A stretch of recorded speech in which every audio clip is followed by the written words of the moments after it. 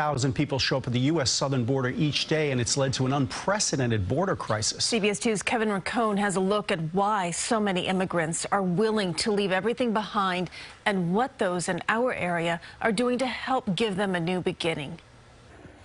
The trip across the southern border is a dangerous one. For Maria and her teenage daughter, it felt like their only option. It's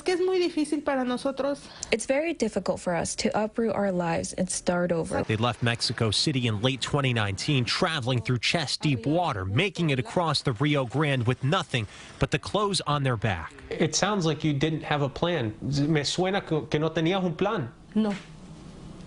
No, exactamente. They were eventually caught and spent 45 days in a Texas detention center. To be honest, I saw it as a salvation. I would stay here for the rest of my life with my daughter. Let me stay here because it is safe here. She left an abusive relationship, says she feared for her life, but the toughest part was leaving her two boys behind. One is 5, the other 18. He now sends her videos like this one to remind her they're okay. For now, she's living in Jersey City after getting help from several organizations, including one called Welcome Home. Its executive director, Alain Mentha, says since the pandemic, it's only gotten harder for those in need of help. Our country doesn't provide a right way right now. The refugee admissions program has been effectively shut down, and the asylum process has been dismantled. So there's no right way to immigrate if you're fleeing persecution. He says for many people trying to come in, it's a matter of life and death. Our clients come to us with missing fingers on their hands because of torture, scars all over their bodies, and scars all over their minds. It's for those reasons that so many want to help out, including Reverend Deacon Jill Singleton. She's currently housing a family from Guatemala in this home called the Lighthouse. I think people around the world hear about the United States as being a beacon of hope and freedom. And unfortunately, when people hit our shores, they have an experience that's completely contrary to that.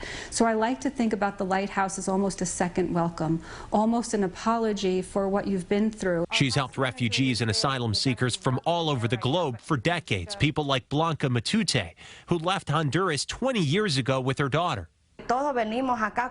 We all come here with a dream to help our families and ourselves, but we all leave something behind. In my case, that's something, the most valuable things in my life, my 2 kids. When she left, they were 8 and 4 years old. Now she's got a 3-year-old grandson she's never seen. But she hopes that'll soon change. After a decade of being married to an American, she's months away from potentially becoming a permanent resident. And while she's at the end of her journey, close to realizing her dream, Maria is at the beginning. There have been a lot of times I thought about going back because of my kids. To her, Blanca says it's about holding on to faith. The hardest step, she already took it, and that's leaving your home. When I got here, I too wanted to leave. But for now, thousands are more than willing to risk it all just for the chance to be here. Kevin Rincon, CBS 2 News.